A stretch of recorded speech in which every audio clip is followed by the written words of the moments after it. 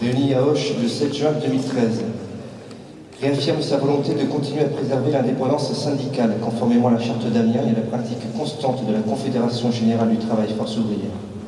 Il insiste sur la force de la devise républicaine « Liberté, égalité, fraternité » pour contrer la montée des communautarismes et les projets visant à faire exploser l'unité de la République et les droits des travailleurs que les travailleurs ont conquis dans ce cadre. Il affirme son attachement plein et entier et confirme l'actualité de la loi de séparation des Églises et de l'État de 1905 comme outil primordial de la défense de la laïcité. Premier point, indépendance syndicale. Le syndicalisme confédéré est l'outil exclusif de la défense des intérêts collectifs et individuels des seuls salariés, chômeurs et retraités. La création de forces ouvrières a pour raison fondamentale la pérennité de l'indépendance syndicale et par là même la garantie de la démocratie. Cette raison est toujours d'actualité. C'est un des courants fondamentaux historiques du mouvement ouvrier. Seule l'indépendance syndicale permet de regrouper tous les salariés, quelles que soient leurs opinions ou appartenances politiques, philosophiques, associatives ou religieuses.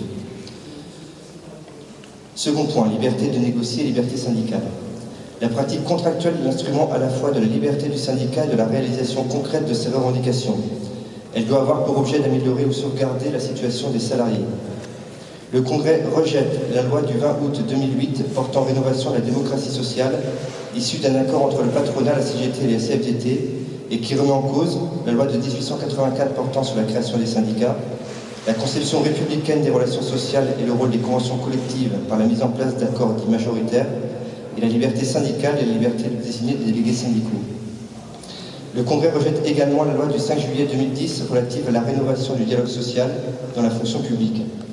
Cette loi, issue des accords dits de Bercy de juin 2008 et signée par la CGT, la CFDT, la FSU, l'INSA, Solidaire et la CGC, remet aussi en cause la liberté syndicale en conditionnant la représentativité d'une organisation syndicale aux résultats électoraux dans les comités techniques, qui perdent en passant leur caractère paritaire. Sur les salaires, le Congrès revendique l'augmentation immédiate des salaires tant dans le secteur privé que dans le secteur public. Dans le secteur privé, il revendique un SMIC à hauteur de 1 350 € net mensuels, ainsi que l'instauration d'une prime de transport de 400 € par an. Dans le secteur public, le Congrès condamne également la ratification en droit français du traité sur la stabilité, la coordination et la gouvernance, TSCG, qui instaure l'austérité permanente au nom du respect duquel le salaire des fonctionnaires et agents publics est gelé depuis plusieurs années. Emploi, durée de travail, conditions de travail. Le Congrès exige pour tous les salariés du secteur privé le principe de l'embauche en contrat à durée indéterminée et à temps plein, dans le strict respect du Code du travail et des conventions collectives. Dans le secteur public, il exige que les recrutements soient réalisés dans le strict respect des règles statutaires. Il dénonce à ce titre les tentatives de remplacement de départ de fonctionnaires en retraite par le recrutement de jeunes dans le cadre très précaire du dispositif des emplois d'avenir. Le Congrès condamne les conséquences désastreuses de la mise en œuvre de la loi du 14 mai 2013. Cette loi est la transposition en droit de l'accord national interprofessionnel pour la compétitivité des entreprises du 11 janvier 2013, signé par le patronat, la CFDT, la CFTC et la CGC, et contre lequel l'Union départementale FO du Gers a appelé au rassemblement des salariés le 5 mars et le 9 avril dernier, dans le cadre d'un appel commun lancé conjointement par notre confédération, la CGT. Elle vise à flexibiliser à outrance les conditions de travail et les rémunérations. Avec cette loi, les employeurs conservent la possibilité de négocier à l'échelle de l'entreprise sur le temps de travail ou la rémunération en échange du maintien dans l'emploi. Ils peuvent recourir à la mobilité interne. En cas de contestation, les salariés, quel que soit leur nom, feront l'objet d'un licenciement économique individuel, tout comme les salariés qui refusent de voir leur salaire ou leur temps de travail raccourci. Le Congrès confirme son opposition à l'extension des dérogations au repos dominical et rappelle qu'il s'agit d'un acquis salarial d'une loi datant de 13 juillet 1906. Le Congrès estime que derrière la terminologie des risques psychosociaux se cache en fait une dégradation des conditions de travail et la mise en place de dispositifs d'accompagnement de ces dégradations des conditions de travail, de la vie au travail, pardon. Le Congrès affirme que le rôle d'un syndicat indépendant doit porter sur l'établissement des revendications visant à améliorer ces conditions de travail. Concernant l'État et les services publics, tout comme il avait condamné la révision générale des politiques publiques RGPP, la REAT, réforme de l'administration territoriale de l'État, le Congrès condamne la modernisation de l'action publique, MAP, qui poursuit la politique précédente et de désengagement de l'État par le non-remplacement des fonctionnaires et le transfert privatisation de certaines de nos compétences, contrôle de la qualité de l'eau, aide aux instructions d'urbanisme, etc. Le Congrès s'oppose à la dématérialisation, à la mutualisation des moyens qui ne visent qu'à vider leur substance la présence des services publics sur l'ensemble du territoire.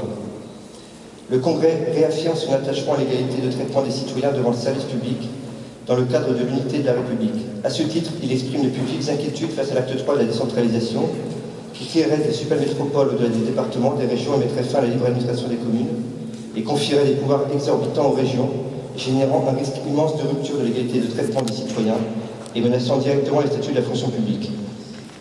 Le Congrès réaffirme son attachement au maintien d'un service public hospitalier, répondant aux besoins sanitaires de la population et à ce titre condamne la loi Hôpital Patient Santé Territoire, HPST, et revendique le maintien de tous les services dans les hôpitaux du département. Concernant la sécurité sociale, le Congrès réaffirme son attachement le plus profond au principe d'universalité des prestations de sécurité sociale, cotiser selon ses moyens et recevoir selon ses besoins, et condamne les projets visant à mettre sous condition de ressources l'attribution des allocations familiales.